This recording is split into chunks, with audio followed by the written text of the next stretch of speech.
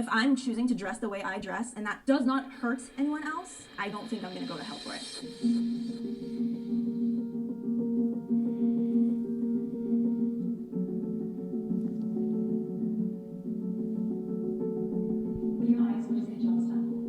For women, the hijab just pretty much stands for being modest with your appearance and letting people see you for who you are, your personality, and not just your looks. When people think about hijab, they think of a piece of... All right, just to be clear, okay?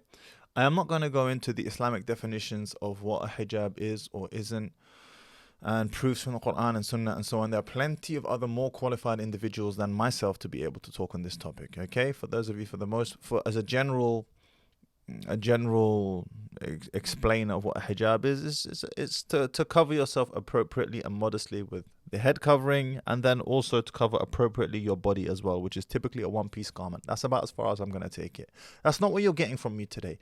What we are going to get is we're going to dig a little bit deeper into the psychology of why these girls think the way they do, okay?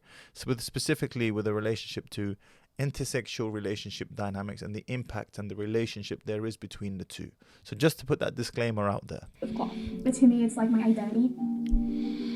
I just haven't worn it yet because I don't think I've found a connection with it. I took off my hijab probably almost a year ago. When I decided to take it off, I kind of escaped from the Muslim community a little bit. Some of us, our upbringings, our mosques made us have difficult relationships with hijab. That's something that I had. I do think that there are certain groups that wear the hijab that think that if you don't wear it, that you don't connect with Islam. A lot of hijabis will pick on people who are not hijabis. They think that we're lesser than, or we are not as religious, or we're not praying 5 times a day. Like, no, we're doing that too. Can we be equal and not judge so much? I find it hilarious, this idea of can you not judge me? We all judge. Life is about judgment.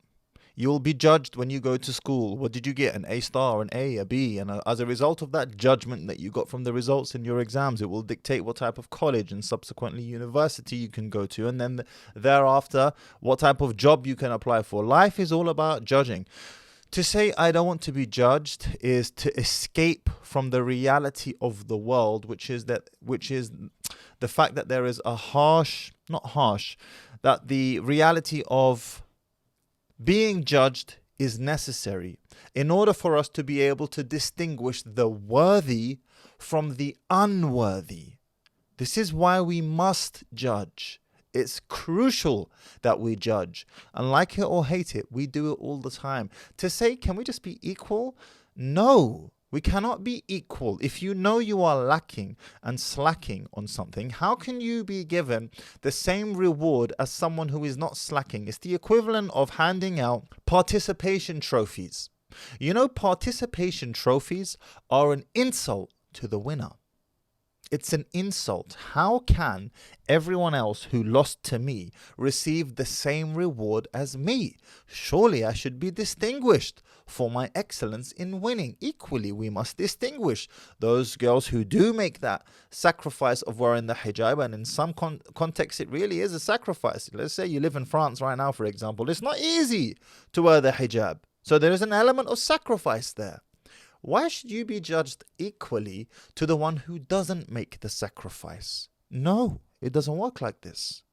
I want you to step forward and take a seat if you agree. So the first prompt is, a hijabi woman is a better Muslim.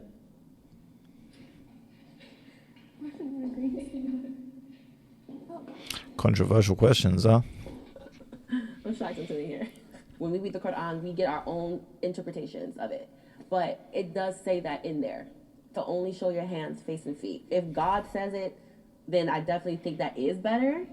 But I don't think the behavior of acting like you're better than someone, that I don't see that's right. All right, shout out to the sister. She hit the nail on the head. I couldn't have improved upon that. Shout out to her. She acknowledges that. Okay, look. Sheikh Saleh Fawzan has a famous saying that you might have heard me quote in the past if you've been watching me for a while. And that is, he says, in my response to those who don't pray but say Islam is in my heart, I say to them, if Islam was in their heart, they would have established the prayer. The point here is that the fruits of your iman, they establish themselves in your body and being and your way of conduct. They manifest themselves outwardly, that is. So when you say, I'm a practicing Muslim or Muslimah, but you don't wear the hijab, okay, maybe you are. Maybe you are. And only Allah knows truly what is in your heart. But the fruits of your iman have a habit of displaying themselves on your body. I can't say that that's a beautiful apple tree that produces beautiful fruit if it's not producing any apples, or if the apples it does produce are rotten and bitter. No, it's only a beautiful apple tree that produces tasty fruits or tasty apples if the proof of the pudding is in the eating. So hijab is an indication that there is iman in the woman's heart, or a level of iman that has now outwardly manifested itself in her clothing, or in her clothing choice. And as in the case for men, that would be adorning the lahya, the beard. Can I disagree with some point? I actually have so much to say about this. Okay, I think a lot of people think that it's like a point system. Oh yes, hijab ding, like next level. And I don't think God is... First of all, it would be awkward for these hijabis to have agreed with that statement, okay? It's far more PC and less likely for them to be ostracized from the group to simply say, no, I don't think that a girl who wears hijab is better than a girl who doesn't wear hijab. And the truth of the matter is, nobody can say, oh, are you a hijab? You're a better Muslim woman. No, you can't say that. But for the reasons I mentioned just now, the fruits of your labor of your iman tend to manifest themselves in your being and your body. But it's not their place to say it. You see, they can't actually say that. And you're going to see here now they're going against the tide. I haven't actually watched this video, but they're going to stand for the opposite argument to try and make the other girls who don't wear hijab feel better. Such is the communitarian nature of women. Conflict averse. Like, this person wears the hijab, you're good to go, versus this person doesn't, so you're out. I think everything else that you do weighs in. I do know many hijabis that do not follow anything else, and I know a lot of non-hijabis that are the most religious, women that I've ever met. I have a friend on Instagram who... Again, I know nobody cares what you know, sister, respectfully, okay? I know this, and I know that you know outliers. That's what you know. All right. If a girl is wearing a hijab, automatically it's a barrier. It's a barrier to men. It's a barrier to sin. Did you ever see a hijabi in the club? Bro, that's dumb. If that has ever happened, that's just bare dead. It probably has never happened. Okay. You're not going to catch a hijabi in the club. Why? Because she's wearing a hijab. It's a barrier. She doesn't feel like that's her place to be in a club because she's got a hijab. Whereas once you take the hijab off, you feel a bit easier to go to the club or to the pub or to places that you wouldn't have gone had you had been wearing the hijab. You see? So don't take outlier examples and try to make out like this is the rule. Those are exceptions to the rule. Exceptions that prove the rule. Who dresses however she wants to dress, and she could rock it. She has the body for it. But she goes to every Friday prayer, and I'm like, dang, she's a better Muslim than I am. And I do find that when it comes to behavior in the Muslim community, I find that ritual takes precedent over behavior a lot of the times, to the point where people are just outright mean to each other, but they don't realize. You can't say, look, she goes to every Friday prayer. She's a better Muslim than me. First of all, that's not even an obligation for women to go to Friday prayer. So no. Second of all, wallahi, I have met Muslim men myself. He will never miss Jum'ah. Never miss Jum'ah. A'udhu billah, he will never miss Jum'ah. Even though there are exemptions for missing Jum'ah. For example, you're traveling or whatever the case may be. He will never miss Jum'ah. But my guy doesn't pray his 5 daily prayers. Now you're going to come and tell me there's a better Muslim? Come on. That's a sin too, And when people say you're doing this wrong, it kind of does deter your relationship a little bit, You second guess even your relationship with Allah, which there should be no complications. It should just be pure. There's so many things that are disregarded as sins because they don't seem even interest or whatever. It's technically a sin that people just overlook. But when it comes to hijab, that's everyone's main focus. The scrutiny behind it is insane. I think that Muslims create chaos around it because they want to feel like they're the right ones doing it the right way. But to your point, The reason why there is so much scrutiny and attention given to the hijab is because of the fitnah of the women upon the men. The fitnah meaning the trial of the women upon the men. And the Messenger of Allah ﷺ has spoken to this. I have not left behind a greater trial than the fitnah of the women. It's the greatest trial to a man. Sallallahu Alaihi Wasallam. The greatest trial. So yeah, you're damn straight we're going to be paying a lot of attention to this. 100%. Because hijab fetters the amount of beauty that a woman is able to put on display. And as an extension of that, it would automatically fetter the problems that we face in society. Men are tempted by the beauty of women. If we can bring that down a bit, we can also bring down the likelihood of men behaving in a manner that we would not want them to. Now, I can already hear the women screaming at the back, that's not our problem. You should be in control of yourself. No, Habibti, I'm sorry, you're wrong.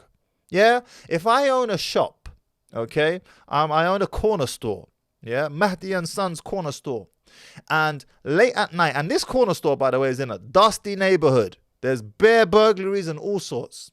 And I say to myself, you know what? People should control themselves. They shouldn't steal from my shop.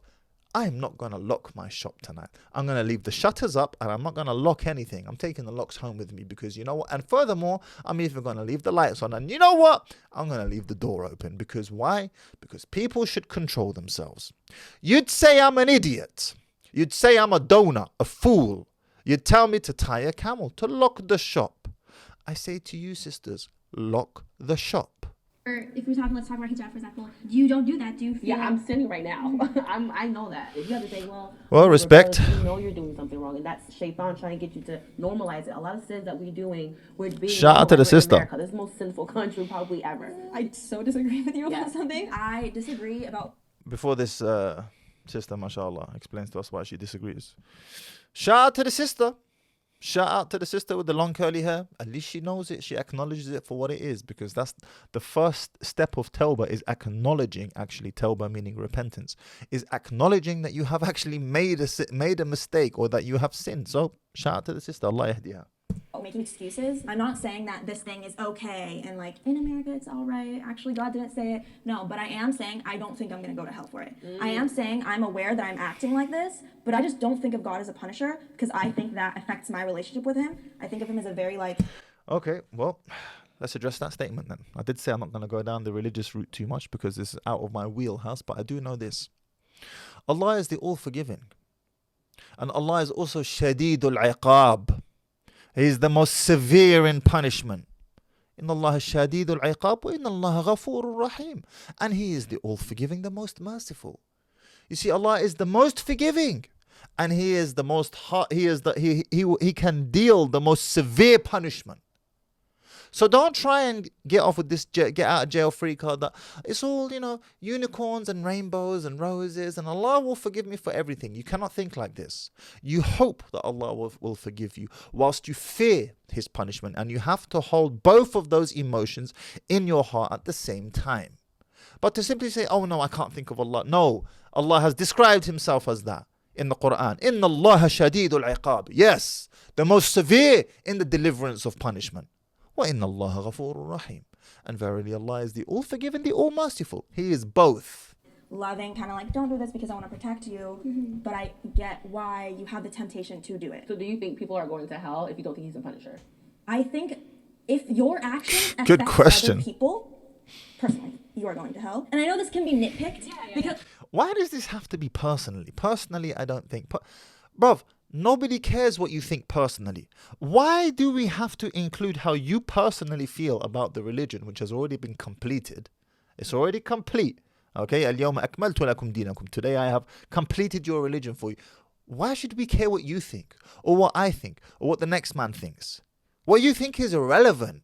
What's relevant is what the religion has to say about it, not what you think. It's like, a man can look at you, I understand that, but, if I'm choosing to dress the way I dress, and that technically, does not hurt anyone else, it's just my personal choice, I don't think you're going to hell. I think it's such a personal relationship between me and, God, Allah, that kind of thing. It frustrates me when people get involved, because I'm like, it's none of your business. Right. Let me do me, When women say that, it's none of your business, let me do me, what she is telling you is, I know that I am transgressing, I know that I'm misbehaving, but I don't want you to pull me up on it.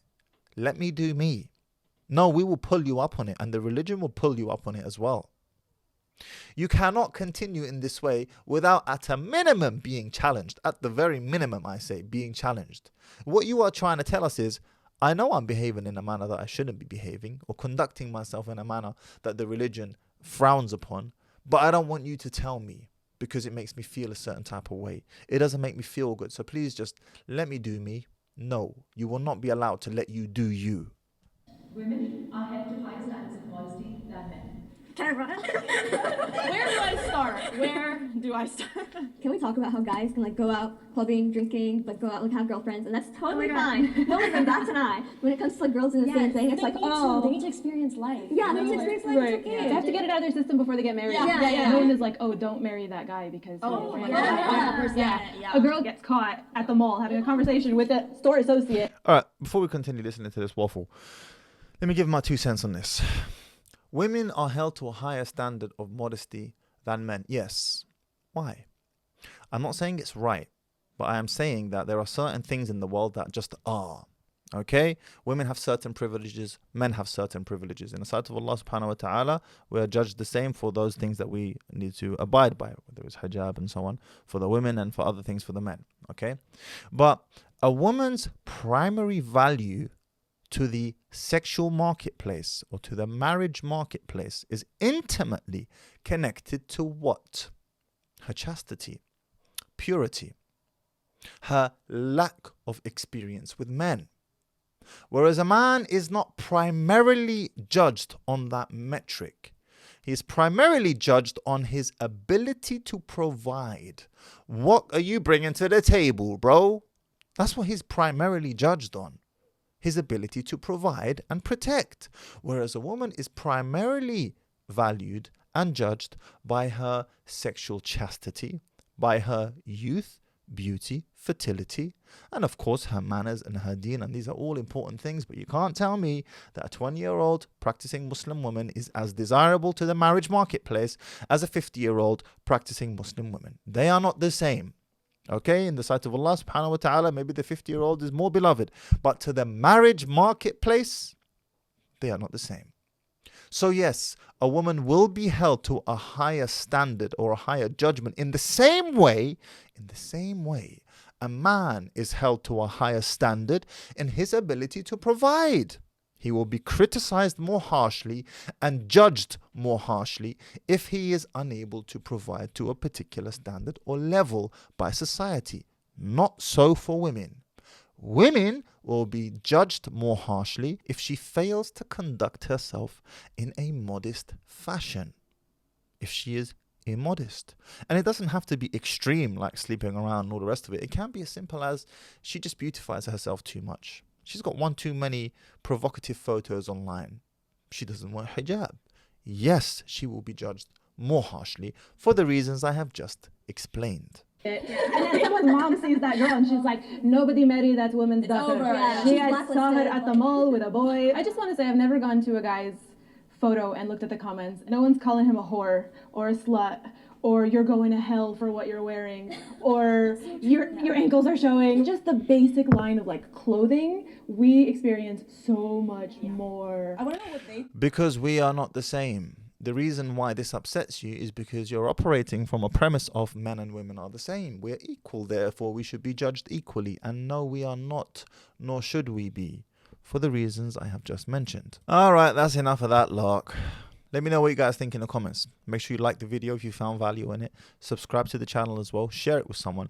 And if you want to watch another video that I reacted to by Jubilee, you can click somewhere here.